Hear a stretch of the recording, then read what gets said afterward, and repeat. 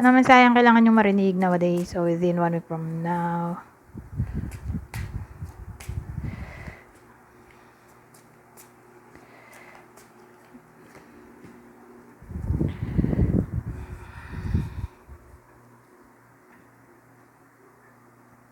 Loneliness, sadness. Pares lang yun.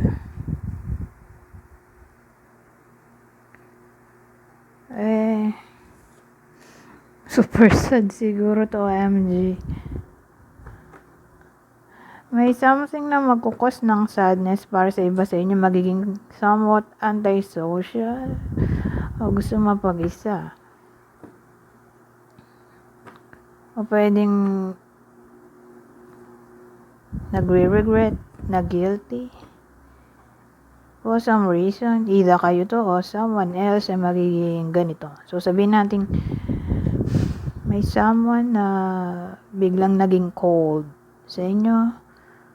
Siguro dahil nagre-regret siya o na-guilty sa ginawa na mali. O heartbreak na talaga to. Separation para sa iba sa inyo. Pero kung separated na talaga, walang reconciliation dito. Pero tingnan natin yung susunod. Nahulog to. Ano to?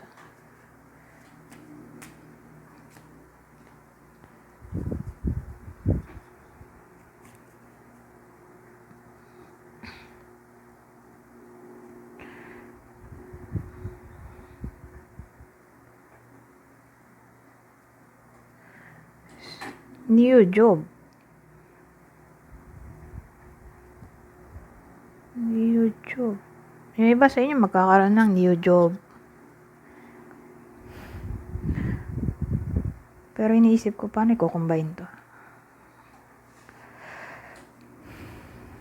New job sa justice, law, department, section, halimbawa police, lawyer, anything na may kinalaman sa authority, rules and regulations, admin, HR, new job.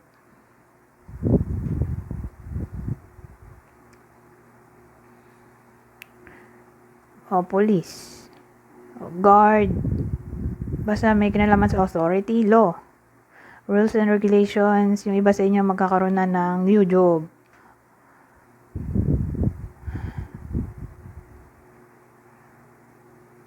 O sabihin natin,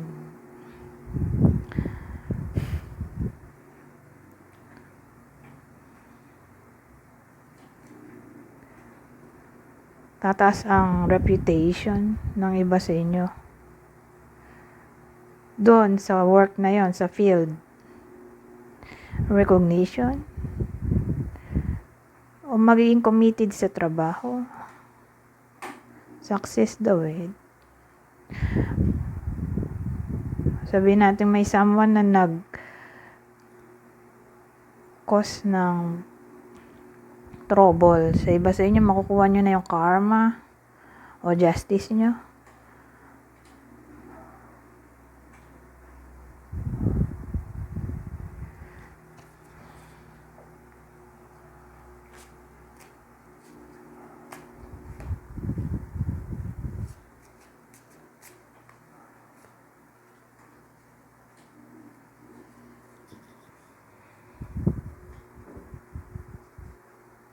But may detachment tayo dito.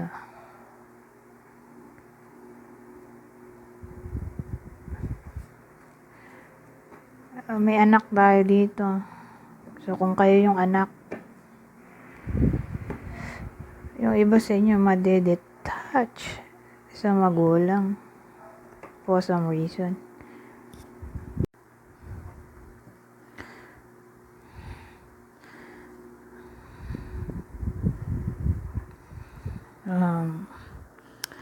Ano pa ba masabi dito?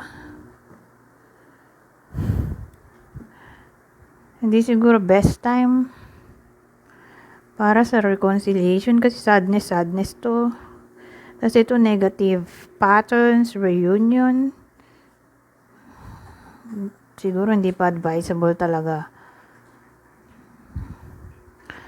na magkaayos para sa iba sa inyo na break na ngayon o kaka-break lang.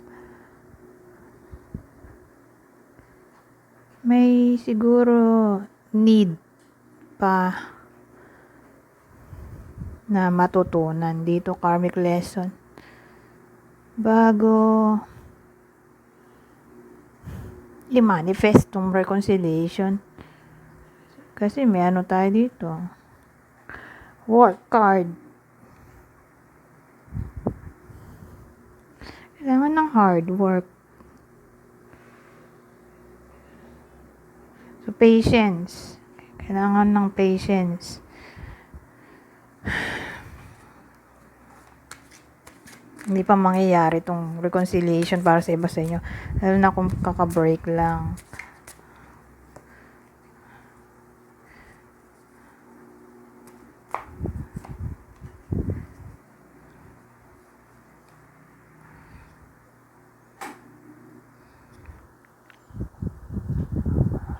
Ito. Ano to, ang pangit ng combination, oh. Ito kasi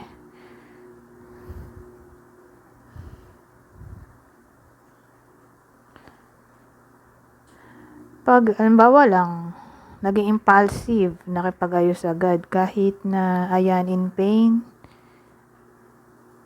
dito, baka mauwi sa situationship, o friends with benefits in a way na walang commitment. So, magdadagdag lang ng mas matinding pain, o magdadagdag lang ng pain. Kung ganun ang mangyayari. Kasi may ano tayo dito, manipulation, cunning, trickery, wasted talent, illusion, deception. May someone na magbabalik, oh. Kaya lang on and off. Kasi walang staying power to. So, malamang yan yung ex. Sa bagay, may ano tayo dito, 6 of Cups. O lalo na kung mas bata yun.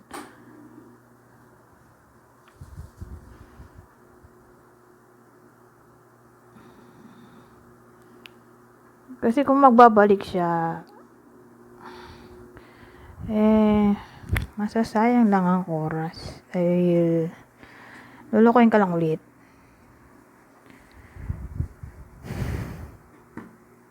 O i-manipulate. Tapos ito, mawawala na naman siya. Magbabalik, mawawala. Anyways, kuha tayo ng ibang detalye dito.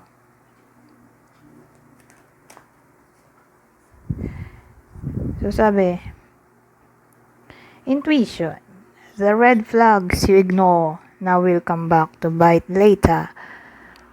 So, yun na nga. Lalo ko niloko. Makinig sa intuition. Kasi nga kung pababalikin ulit sa buhay itong nagloko, kung may makarelate man,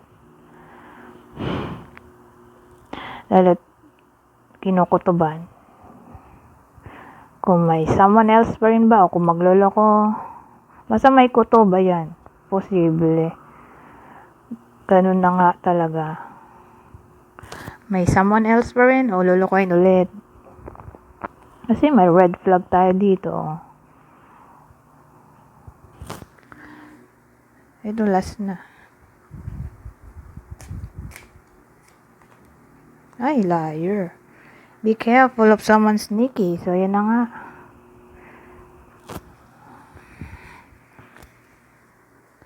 Saan ba yung ano? May trickery tayo. Ito ba yun?